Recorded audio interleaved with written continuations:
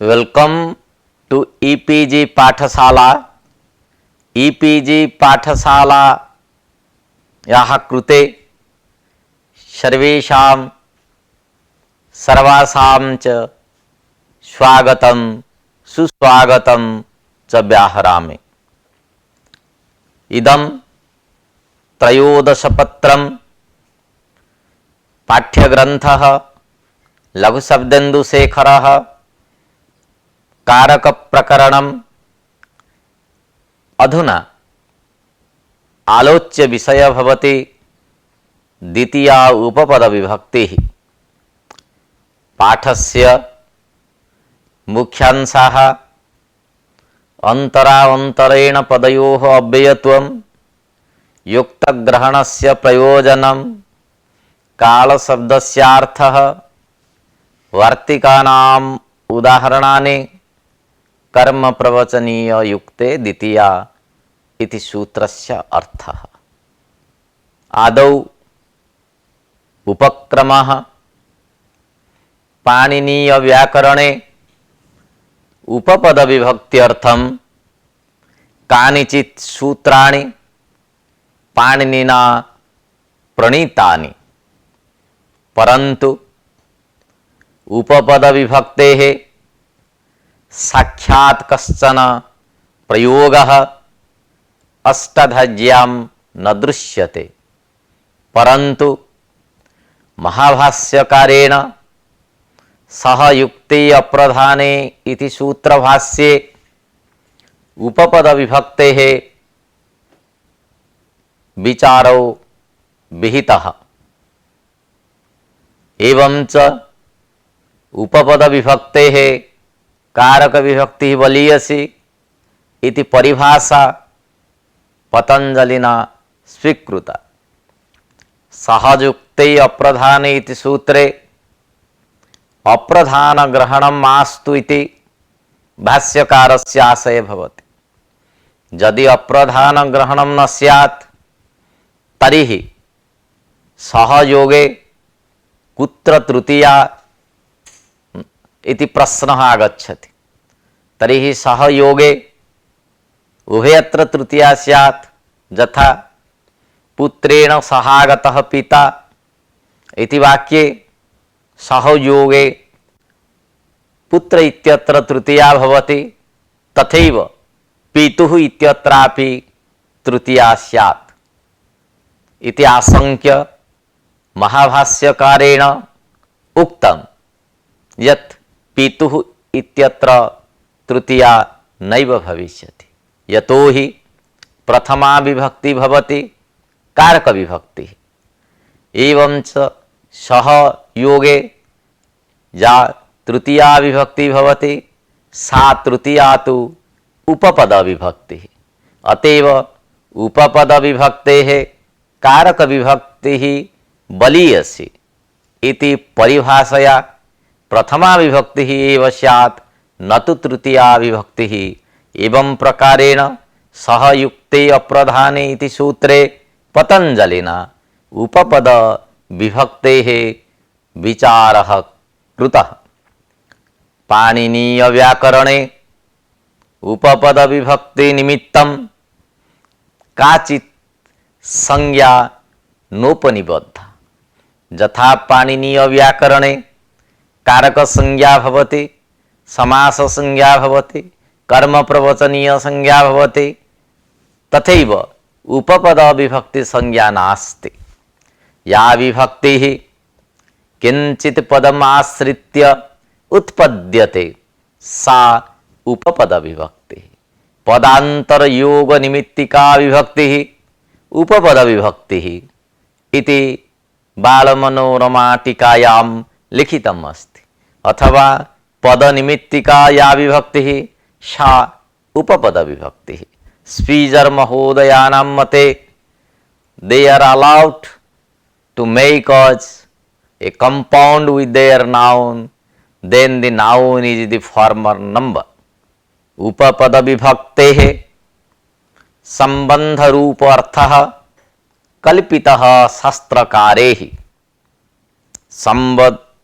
संबंध उपपद विभक्तिनां शेषषष्ट्याश्च अर्थः उपपद विभक्त्या संबंध सामान्यम अवगम्यते इति लक्ष्मी टीकाकारः प्रतिपादयति। सर्वेपि वैयाकरणाः तत्र उपपद विभक्तेः संबंधत्वं परिकल्पयन्ति। एवं च संबंधे षष्ठी विभक्तिः स्यात्। एवं च उपपद विभक्तेः अर्थः भवति संबंधः एवं च शेषषष्ट्या अर्थः। उपपदस्य संसर्गघटकत्वेन तात्पर्यग्राहकत्वात् च उपपद विभक्तित्वम् इति भाटतन्त्ररहस्ये खण्डदेवेन उक्तमस्ति। अनेन अस्याः संबंधरूपार्थः प्रतिपादितः। द्वितीया उपपद विभक्ति निमित्तं सूत्रत्रयं प्रणीतं पाणिनिना वार्तिककारेण कात्यायनेन वार्तिकद्वयम् उपन्यस्तम्। अतएव अद्य त्रीणि सूत्राणि आश्रित्य वार्तिकद्वयं च आश्रित्य चर्चा करिष्यते। आदौ अंतरावंतरेण युक्ते इति सूत्र विषये चर्चा करिष्यते। अंतरावंतरेण युक्ते इति सूत्रं विधिसूत्रं भवति। अंतरावंतरेण पदाभ्यां योगे द्वितीया विभक्तिः विधीयते। अस्य सूत्रस्य अर्थः एवं करणीयः। अंतराश्च अंतरेणश्च तयोः इतरेतरयोगद्वन्द्व समासे अंतरावंतरेणौ ताभ्यां युक्तम् अंतरावंतरणे युक्तम् तस्मिन् अंतरावंतरेण युक्ते। अत्र कः समासः? तृतीया तत्पुरुष समासः। कर्मणि द्वितीया इति सूत्रात् द्वितीया इति पदम् अनुवर्तते। तथा च आभ्यां योगे अंतरावंतरेण इति पदाभ्यां योगे द्वितीया स्यात् इति सूत्रार्थः प्रतिपादितः दीक्षितेन। अंतरा शब्दस्य योगे संबंधार्थे प्राप्ता षष्ठी अनेन सूत्रेण बाध्यते। इतः पूर्वं मया उक्तं यत् उपपद विभक्तेः संबंधरूपः अर्थः कल्पितः शास्त्रकारैः। अतएव संबंधार्थे शेषे षष्ठी इति सूत्रेण षष्ठी प्राप्नोति। एवं च प्राप्तां षष्ठीम् अंतरावंतरेण युक्ते इति सूत्रं बाधते। अतः षष्ठी विभक्तेः अपवादभूता इयं द्वितीया विभक्ति। अंतरावंतरेण शब्दौ मध्यार्थकौ स्तः। अर्थात अंतरा शब्दस्य अर्थः भवति मध्य। अंतरा अंतरेण इति पदद्वयम् अस्ति। उभयोः पदयोः अर्थः मध्यः इति। किन्तु कुत्रचित् अंतरेण शब्दस्य विनापि अर्थः परिकल्पितः। अत्र सूत्रे पदद्वयम् अस्ति। अंतरा इति एकं पदम्, अंतरेण इति अपरं पदम्। अनयोः पदयोः अव्ययत्वं संसाधितं नागेशेन। अंतरापदं तावन्तं अर्थात स्त्रीलिंगांतम टप प्रत्ययांतम अंतरापदम, अंतरेण पदम तृतीयांतम इति प्रतीयते, परंतु प्रकृतस्थले नाम अत्र सूत्रे अंतरापदम अंतरेण पदम च अव्ययसंज्ञकं भवति।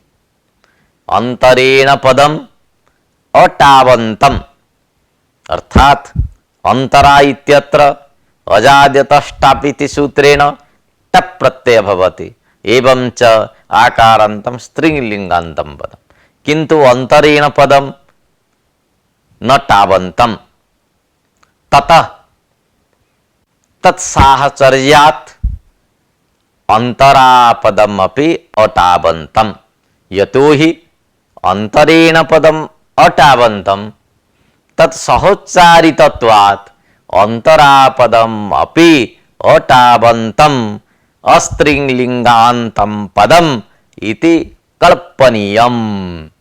अटावंतम अंतरापदम अव्ययम, अतः अंतरापद साहचर्यात् अंतरेण पदम अपि अव्यय संज्ञकम। इत्थम अनयोः पदयोः अंतरावंतरेण पदयोः अव्ययत्वं प्रतिपादितम्। साहचर्यं कथं भवति? अस्माभिः उच्यते तत् साहचर्यात् अंतरापदम् अटावन्तम्, अटावन्त अंतरापद साहचर्यात् अंतरेण पदम् अव्ययसंज्ञकम् इति। साहचर्यं भवति सादृश्यं, तद् यथा अस्य गोः द्वितीयेन अर्थः इति गौरेव आनीयते, न तु अश्वस्य आनयनं भवति, न वा गदर्वस्य आनयनम्।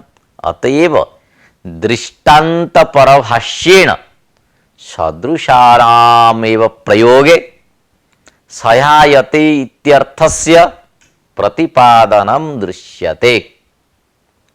यथा अस्य गोः द्वितीयः सहयोगी आवश्यकः इति अर्थके गोः द्वितीयेन अर्थः इति वाक्य उपदेशे अपरः गौरेव गृह्यते, न तु अश्वस्य ग्रहणं भवति अथवा गधर्वस्य ग्रहणं भवति। सूतस्य उदाहरणं भवति, अंतरापदस्य उदाहरणम् अंतरा त्वां मां हरिः इति। तब मम मध्ये साक्षिरूपः श्रीहरिरेव इति अस्य निष्कर्षः।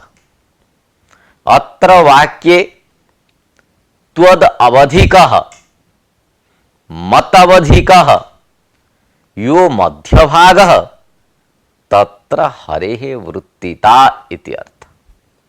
मध्यार्थकस्य अंतरापदस्य योगे अंतरावंतरेण युक्ते इति सूत्रेण अस्मद् शब्दात् जुष्मद् शब्दात् च द्वितीया विभक्तिः विधीयते। तथा च मां त्वाम् इति रूपं निष्पन्नम्। अत्र शेषे षष्ठी इति सूत्रेण षष्ठी विभक्तिः प्राप्ता आसीत्, किन्तु अंतरावंतरेण युक्ते इति सूत्रकरणेन षष्ठी विभक्तिं प्रबाद्य द्वितीया विभक्तिः विहिता। अतएव अंतरा त्वां मां हरिः इति वाक्यं साधु। अंतरेण पदस्य उदाहरणं भवति अंतरेण हरिं न सुखम, हरि साक्षात्कारं विना जनानां सुखम नास्ति इति वाक्यार्थः। अत्र अंतरेण शब्दस्य योगे हरि शब्दात् द्वितीया विधीयते। अंतरा अंतरेण युक्ते इति सूत्रे युक्त ग्रहणस्य किं प्रयोजनम् इत्यस्मिन् विषये चर्चा क्रियते। सूत्रे युक्त ग्रहणात् अंतरा त्वां मां वा कृष्णस्य मूर्तिः इत्यत्र कृष्ण शब्दार्थेन सह अंतरा पदार्थस्य अन्वयाभावात् कृष्ण पदात् द्वितीया न भवति। यदि द्वितीया न स्यात् तर्हि का विभक्ति स्यात्? संबंधे षष्ठी विभक्ति ही शेषे षष्ठी इति सूत्रेण। अतएव कृष्णस्य इत्यत्र षष्ठी विभक्ति ही विहिता न तो द्वितीया विभक्ति। यदि उक्त ग्रहणम न स्यात् सूत्रे तर्हि कृष्णस्य इत्यत्रापि द्वितीया स्यात्। एतदेव सूत्रे युक्त ग्रहणस्य प्रयोजनम्। अत्र विषये नागेशस्य मतं विविच्यते। अंतरा पदार्थेन साकं हरिपदार्थस्य योगे अंतरावंतरेण युक्ते इति सूत्रेण हरिशब्दात् द्वितीया प्राप्ता। हरिपदार्थस्य अस्ति क्रियया साकम् अन्वये हरिशब्दात् प्रथमा प्राप्ता। प्रथमा भवति कारक विभक्ति। इतः पूर्वं मया उक्तं महाभाष्यकारेण प्रथमा विभक्तेः कारक विभक्तित्वेन व्यवहारः कृतः। अनेन सूत्रेण विहिता द्वितीया उपपद विभक्तिः। अतः उपपद विभक्तेः कारक विभक्तिः बलीयसी इति परिभाषया प्रथमा विभक्तेः बलवत्वात् हरिशब्दात् प्रथमा भवति। किम अन्वयोः अंतरेण ज्ञानेन इत्यत्र षष्ठी प्रयोगे किम नियामकम् इति प्रश्नः आगच्छति। यदि अंतरावंतरेण युक्ते इति सूत्रेण द्वितीया विभक्ति स्यात् तर्हि किम अन्वयोः अंतरेण इत्यत्र कथम न द्वितीया। अन्वयोः इति षष्ट्यन्त प्रयोग भवति। अंतरेण शब्द योगे अत्रापि कथम न द्वितीया विभक्ति इति शंका। अत्र किम नियामकम् इति जिज्ञासायां नागेशेन समाहितं यत् यत्र अवधित्व रूपं नियामकं यत्र द्वयोः मध्ये मध्यत्व निमित्तस्य अवधित्वस्य ज्ञानं भवति तत्रैव द्वितीया। तस्य संबंधत्वेन बोधे षष्ठी इति एकं समाधानम्। अपरं समाधानं भवति प्रथमैकवचनान्तस्य अंतरापदस्य प्रयोगः न कुत्रापि समुपलब्धः।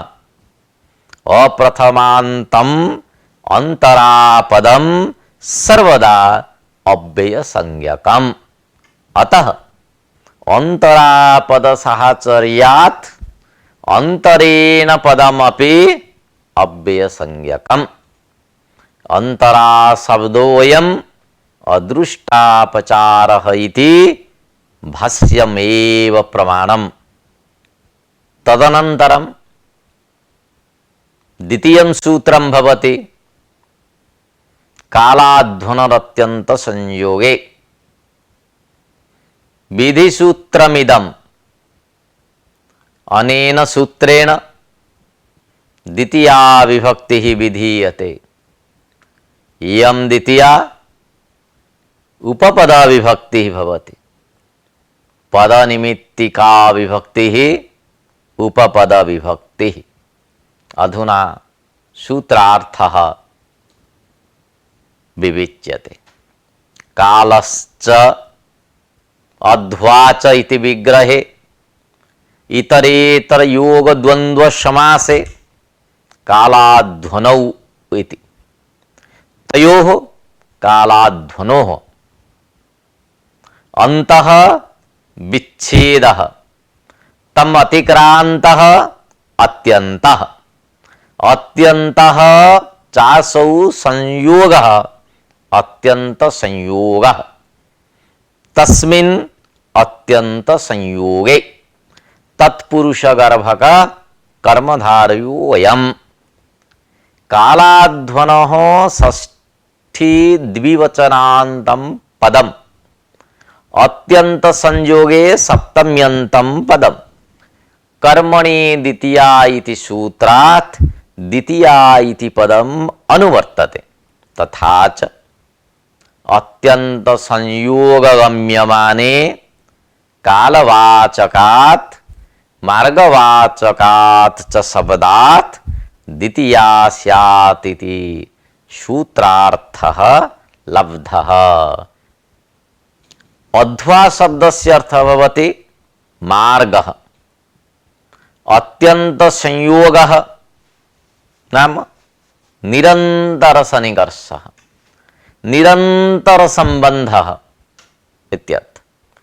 निरंतर संयोगः केन इति आकांक्षा उदेति। अनया आकांक्षया सच निरंतर संबंधः के गुण क्रिया द्रव्यैः अभावेन च इति नागेशेन समाहितम्। नागेशेन अभावेन इत्यपि उक्तम्। तेन माशं भोजनाभावः इति प्रयोगः सिद्ध्यति। कालाध्वनरत्यंत संयोगे इति सूत्रे काल शब्दः उच्चारितः। तस्य काल शब्दस्य कः अर्थः इति विचारः उपस्थाप्यते। काल शब्दः अनेकार्थः कलयति नाशयति आयुः इति कालः। कालस्य परमेश्वर स्वरूपत्वम् अपि स्वीकृतम्। कालस्य द्रव्यत्वम् अंगीकृतं कुमारीलभट्टे। भर्तृहरिमते कालो भवति ब्रह्मणः स्वातंत्र्य शक्तिः। येन मूर्तेन उपश्चय अपश्चयश्च लक्ष्यते तं कालम् आहु इति पतंजलिना उक्तम्। वैशेषिकाणां मते कालस्य द्रव्यत्वं विभुत्वं नित्यत्वं एकत्वं च किन्तु सच कालो न प्रत्यक्षः किन्तु अनुमान साध्यः। अस्य सूत्रस्य उदाहरणं प्रस्तूयते। आदौ कालस्य उदाहरणं। कालस्य उदाहरणं भवति मासं कल्याणि। मासपर्यन्तं निरन्तरं सुखम् इत्यर्थः। अत्र दुःखस्य अत्यन्ताभावः अवगम्यते। कालवाची मास शब्दः। कालवाचकस्य मास शब्दस्य गुणवाचकेन कल्याणीवाचकेन शब्देन साकम् अत्यंत संयोग विद्यते। अतः कालाध्वन्वः अत्यंत संयोगे इति सूत्रेण कालवाचकस्य मास शब्दस्य द्वितीया। अत्र कालवाचकेन साकं गुणवाचकस्य शब्दस्य अत्यंत संयोगे इदम् उदाहरणम्। मासम् अधीते इति द्वितीयम् उदाहरणम्। विरामं न कृत्वा अध्ययनं करोति इति अर्थः। कालवाची मास शब्दः अधिते क्रियया साकं कालवाचकस्य मासस्य अत्यंत संयोग। अतः अनेन सूत्रेण द्वितीय तेन मासम् अधिते इति वाक्यम् उपपन्नम्। क्रियाकालयोः अत्यंत संयोगस्य उदाहरणम् इदम्। मासं गुडधानाः पक्वाः यवाः धानाः इति उच्यते। गुडेन मिश्रिताः धानाः गुडधानाः तृतीया तत्पुरुष। मास पर्यंत विराम भोजनार्थम गुड़ मिश्रित धानानां प्राप्ति इत्यर्थः। कालवाची मास शब्द, द्रव्यवाची गुड़धान शब्द, अनयोः अत्यंत संयोगे कालवाचकात् मास शब्दात् द्वितीया। इदम् उदाहरणं भवति द्रव्यकालयोः अत्यंत संयोगस्य। तदनन्तरम् अध्वोनः उदाहरणम्। क्रोशं कुटिला नदी, क्रोशं यावत् वक्रा नदी इत्यर्थः। मार्गवाची क्रोश शब्दः, गुणवाची कुटिल शब्दः। अनयोः निरन्तरत्वात् क्रोश शब्दात् अनेन सूत्रेण द्वितीया। गुणोऽध्वोनोः अत्यंत संयोगस्य इदम् उदाहरणम्। द्वितीयम् उदाहरणं भवति क्रोशम् अधीते। क्रोशरूपे मार्गे गच्छन् सन् अविरामं पठति इत्यर्थः। मार्गवाची क्रोश शब्दः, अधीते क्रियापदम्, अनयोः अत्यंत संयोगत्वात् मार्गवाचकात् क्रोश शब्दात् अनेन सूत्रेण द्वितीया विधीयते। इदम् उदाहरणं कस्य? क्रियाध्वनोः अत्यंत संयोगस्य। तृतीयम् उदाहरणं क्रोशं गिरिः। गिरिः नाम पर्वतः। विद्यते क्रियायाः अध्याहारः करणीयः। मार्गवाची क्रोश शब्दः, द्रव्यवाची गिरि शब्दः। अनयोः अत्यंत संयोगत्वात् मार्गवाचकात् क्रोश शब्दात् द्वितीया विधीयते। द्रव्याध्वनोः अत्यंत संयोगस्य उदाहरणमिदम्। अत्र षट् उदाहरणानि प्रदर्शितानि। तत्र मार्गवाचकस्य कृते त्रीणि, कालवाचकस्य कृते त्रीणि उदाहरणानि। सूत्रे अत्यंत संयोग पद उपादानस्य प्रयोजनं विविच्यते। सूत्रे यदि अत्यंत संयोग पदं नोपपादीयते तदा मासस्य द्विरधीते इति वाक्ये मास शब्दात् द्वितीयापत्तिः स्यात्।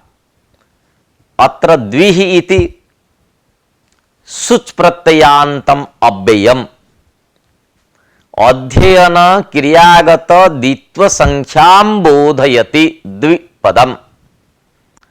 अत्र निरंतर संबंधो नास्ति। अतः कालाध्वनरत्यंत संयोगे इति सूत्रेण द्वितीया न भवति। यदि द्वितीया विभक्ति न स्यात् तर्हि का विभक्ति? न संबंधे शेषे षष्ठी इति सूत्रेण षष्ठी विभक्ति विधीयते।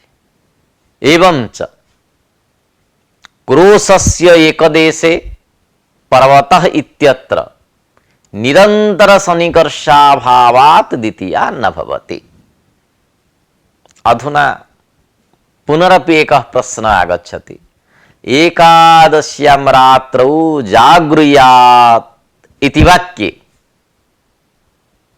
कथं द्वितीया न स्यात् इति प्रश्नः आगच्छति। अत्र कालवाचकः रात्रिशब्दः जागृयात् इति क्रियापदम् अनयोः अत्यंत संयोगत्वात् कालाध्वनोरत्यंत संयोगे इति सूत्रेण कालवाचकात् रात्रिशब्दात् द्वितीया प्राप्नोति। तर्हि कथं द्वितीया न स्यात् इति प्रश्नः। परन्तु अत्यंत संयोग सत्त्वेपि विवख्यातः कारकाणि भवन्ति इति नियमेन अत्र कर्मत्वेन अविवख्या कृता। एवं च अधिकरणत्वेन विवक्षिते सप्तम्यधिकरणे इति सूत्रेण अत्र सप्तमी विहिता। अतएव एकादश्यां रात्रौ जागृयात् इति वाक्यं। तत् तृतीयं सूत्रं भवति कर्म प्रवचनीय युक्ते द्वितीया। इदं विधिसूत्रम् अनेन सूत्रेण द्वितीया विभक्तिः विधीयते। इयं द्वितीया उपपद विभक्तिः भवति। क्रियाम् आश्रित्य तस्याः विधानाभावात् सा उपपद विभक्तिः। कर्म प्रवचनीयेन युक्तं कर्म प्रवचनीय युक्तं तस्मिन् कर्म प्रवचनीय युक्ते तृतीया तत्पुरुष समासः। कर्म प्रवचनीय संज्ञकस्य शब्दस्य योगे द्वितीया विभक्ति भवति। किंतु सर्वत्र न कर्म प्रवचनीय संज्ञकस्य शब्दस्य योगे द्वितीया। तत्र अष्टाध्याय्यां कर्म प्रवचनीय संज्ञा विधानार्थं 15 सूत्राणि पाणिनिना विरचितानि। तत्र 10 सूत्रैः विहिता या कर्म प्रवचनीय संज्ञा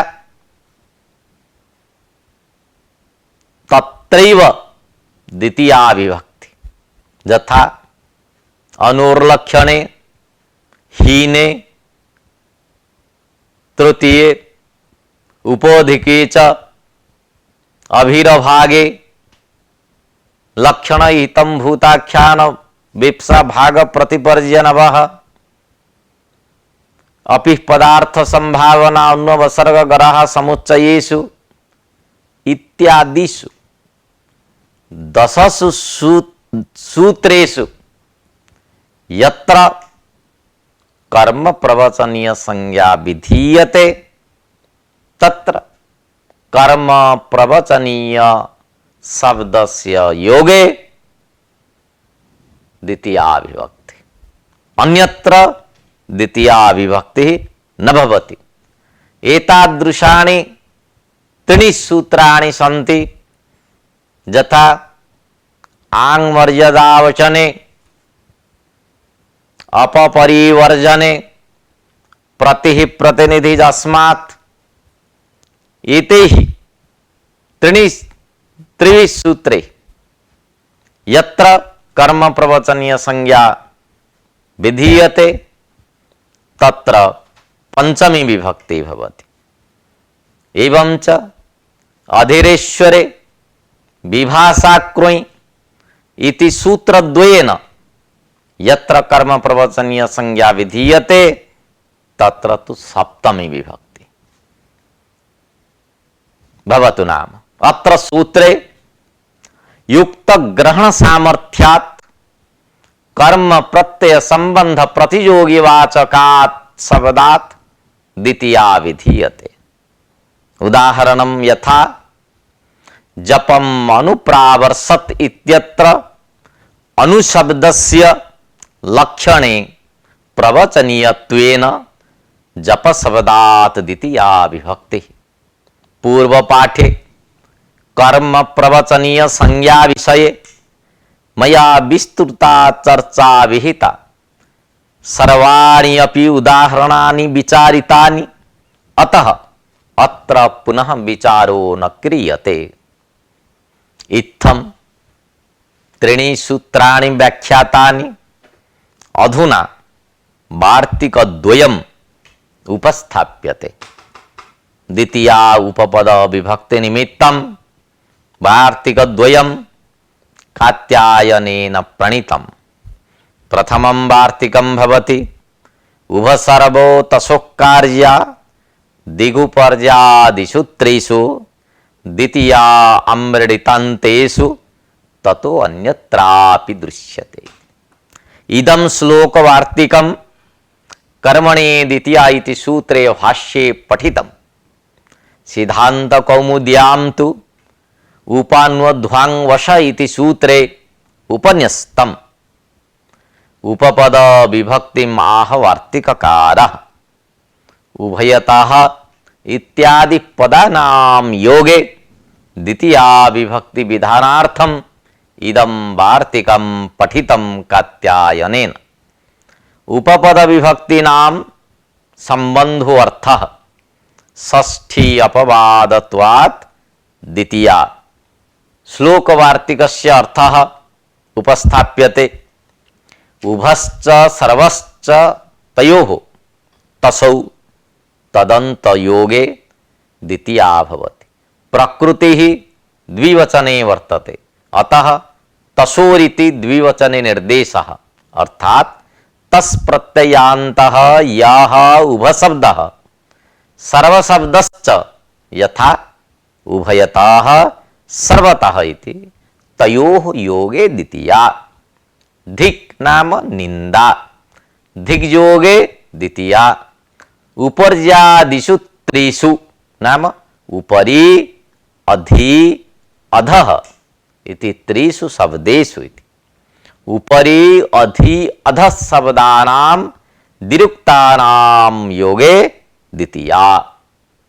ततः अन्यत्रापि द्वितीया भवति, अर्थात् शिष्टे ही यस्मिन् प्रयोगे द्वितीया प्रयुक्ता, किंतु तत्र द्वितीया विभक्ति विधायकं किमपि विशेष वचनं तत्र नास्ति, तत्रैव अनेन द्वितीया भवति इति वार्तिकार्थः।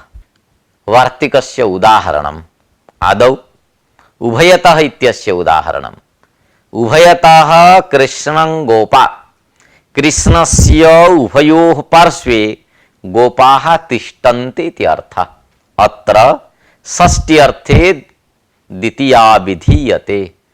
उभसर्वयोः गणे परस्पर सादृश्यात् तसिल् प्रत्ययान्तः एव ग्राह्यः, न तु तसि प्रत्ययान्तः। अत्र उभयतः शब्द योगे कृष्ण शब्दात् द्वितीया भवति। अत्र उभांसे उभय शब्दनिष्ठं प्रकृतित्वम् उभशब्दे आरोप्यते। सर्वतः इत्यस्य उदाहरणं सर्वतः कृष्णं। भक्तत्वेन सर्वतः कृष्णं गोपाः सन्ति।